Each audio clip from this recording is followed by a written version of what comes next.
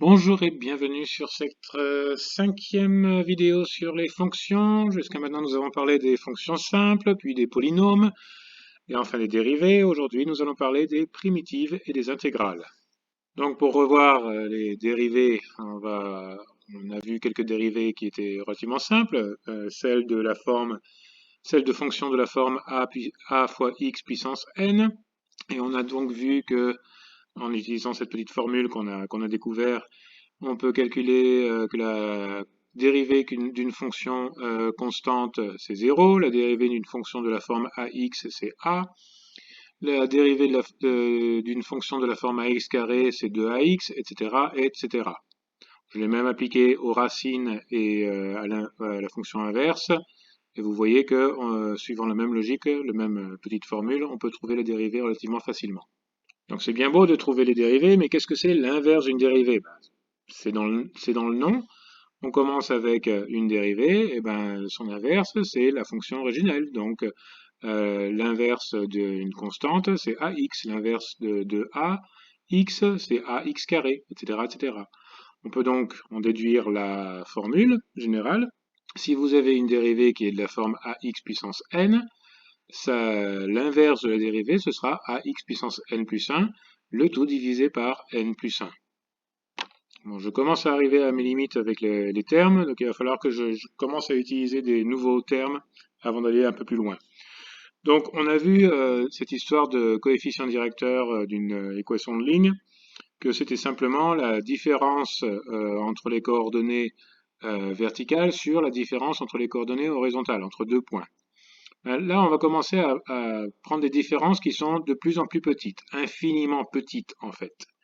Et la manière dont on note ça, c'est dy, qui est une différence sur l'axe vertical infiniment petite, sur dx, qui est une différence entre deux valeurs infiniment petites sur l'axe horizontal. Et le tout était égal, et donc égal au coefficient directeur.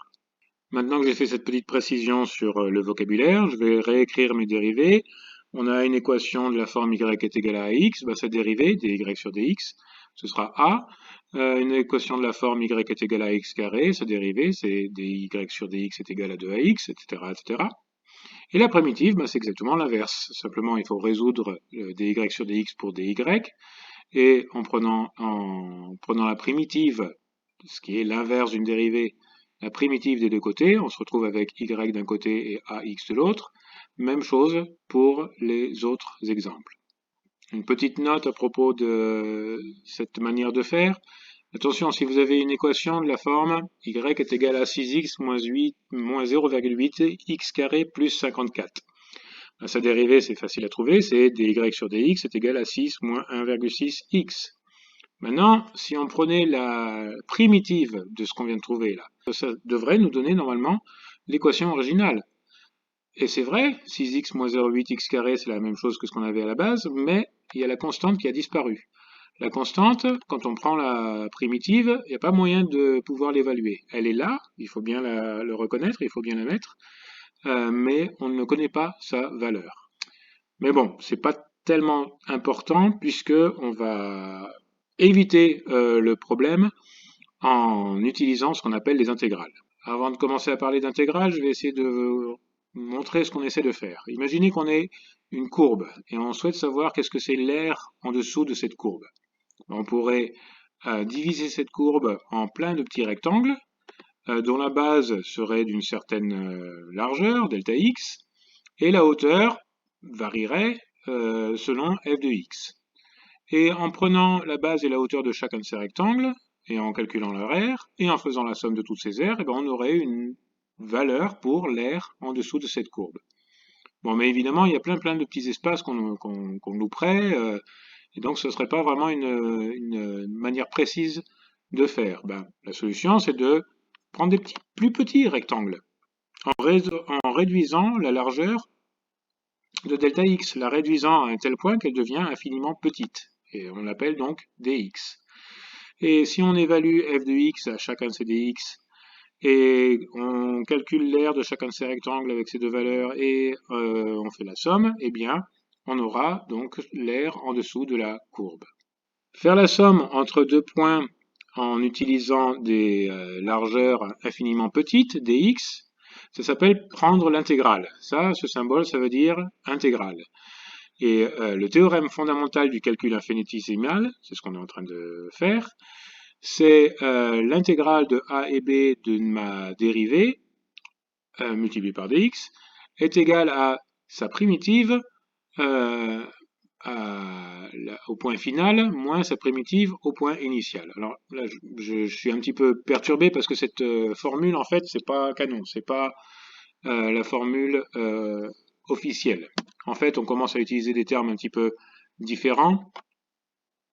Ici, on va prendre une fonction dont on peut trouver la primitive. Donc cette fonction f de x, c'est ce que je vais intégrer par rapport à x. Et si je trouve la primitive de cette fonction et que je l'évalue à b et à a, je peux trouver donc l'aire en dessous de la courbe de n'importe quelle fonction. On va commencer avec un exemple trop simple. Supposez que la courbe, ce soit une ligne droite, son équation c'est fx est égal à 2x, et que l'aire qui m'intéresse est ce qui est entre la courbe, sous la courbe entre 0 et 5. Ben, c'est très facile. Si on connaît la base et la hauteur et qu'on divise par 2, ben, on trouvera très vite que 5 fois 10 divisé par 2, ça fait 25. Donc l'aire, c'est 25. On a déjà répondu à la question. Mais on va utiliser cette histoire d'intégrale pour répondre à cette question et voir si on trouve la même chose. Donc déjà, on a notre équation, f de x est égal à 2x, et très vite on peut trouver sa primitive, f de x est égal à x carré.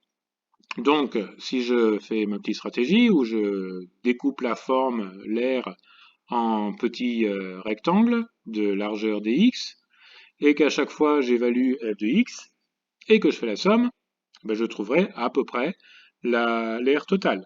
Alors, faire la somme pour dx, c'est-à-dire faire la somme de plein de petits rectangles infiniment étroits, ben ça va être simplement de 0 à 5, j'intègre ma fonction, qui est multipliée, elle, par dx. Encore une fois, l'aire, c'était f de x multiplié par dx, f de x multiplié par dx. Donc, ce que je vais intégrer, c'est f de x par rapport à dx. Ok, il n'y a plus qu'à. Donc, l'aire est égale à l'intégrale de 0 à 5 de ma fonction par rapport à dx. Ma fonction, c'est 2x, sa primitive, c'est x carré. Donc, la primitive évaluée à b, ce sera 5 au carré. X au carré, ça fait, je remplace x par 5, ça fait 5 au carré. Moins la primitive évaluée à a, donc moins 0 au carré, ça fait en effet 25. Maintenant, il faudrait le faire pour quelque chose d'un petit peu plus compliqué. Ben, tiens, la courbe que j'avais tout à l'heure. Cette courbe, son équation, c'est f de x est égal à 12x moins 2x carré moins 10. Et je vais prendre l'intégrale entre a et b de cette fonction. Donc la primitive de 12x, c'est 6x carré, la primitive de moins 2x carré, c'est moins 2 sur 3x cube, et la primitive de moins 10, c'est 10x. Et je vais l'évaluer entre 1 et 5, donc f de b moins f de a, donc f de 5 moins f de 1, ça fait 6 fois 5 au carré, moins 2 tiers de 5 au cube, moins 10 fois 5, moins, entre parenthèses, tout le reste là, f de a, donc 6 fois 1 au carré, moins 2 tiers de 1 au cube, moins 10 fois 1, et ça fait environ 21. Donc on a trouvé un moyen ici de calculer une surface en dessous d'une courbe qui ne fait pas appel à une formule qu'on a appris au collège, mais qui est en fait possible de trouver en utilisant ce calcul infinitésimal, ces intégrales. Alors bien sûr, l'utilité des intégrales ne s'arrête pas à simplement calculer des aires en dessous de courbes, mais on va pour l'instant s'arrêter là.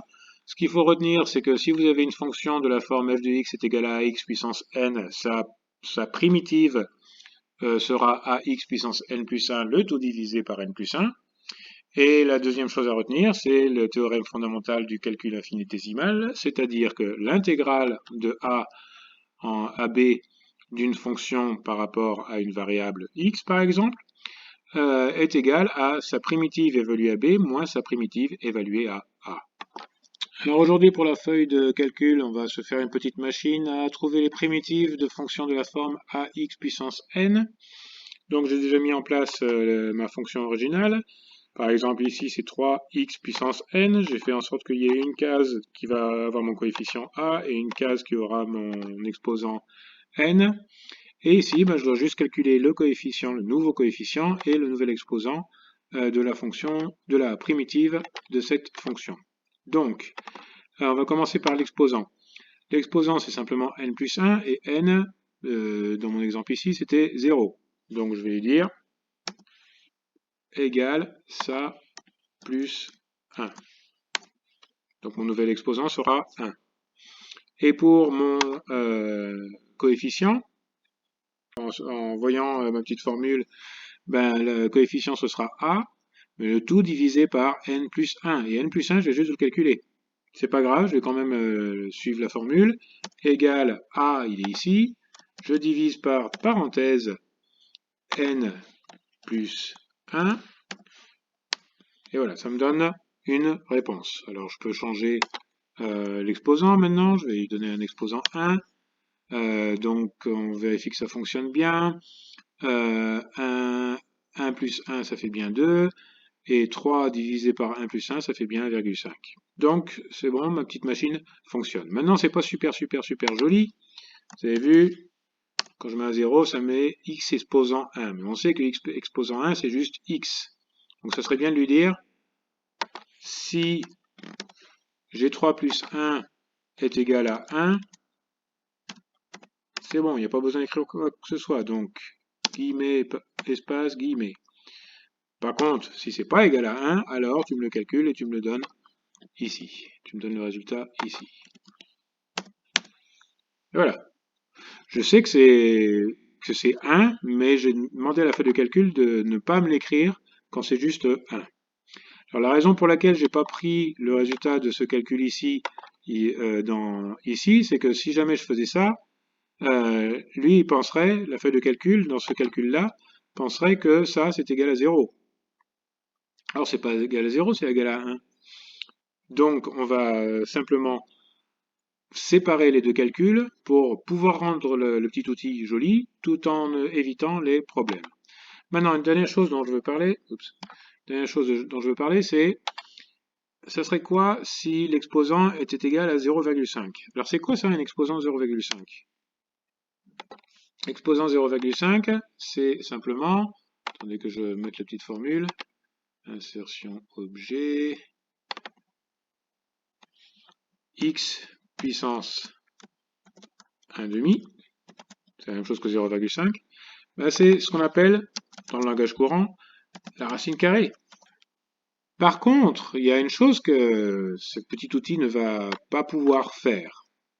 C'est imaginer que notre exposant soit en fait moins 1, c'est-à-dire 1 sur x, ou 3 sur x ici. Là, il s'est passé un problème. Là, le problème, c'est que notre petit outil ne va pas pouvoir calculer la primitive de cette fonction. Pourquoi? C'est l'objet d'une autre vidéo, et c'est là où on va devoir commencer de reparler de logarithmes naturels et de ces jolies petites choses pour parler de primitives de certaines fonctions apparemment simples. Pour bien tout comprendre, il serait bon de regarder les vidéos de cette playlist dans l'ordre, de télécharger les feuilles de cours, de pratiquer avec la feuille de calcul, toujours une bonne idée, et de souscrire à cette chaîne pour être avisé des nouveaux posts. Merci de votre attention. Au revoir.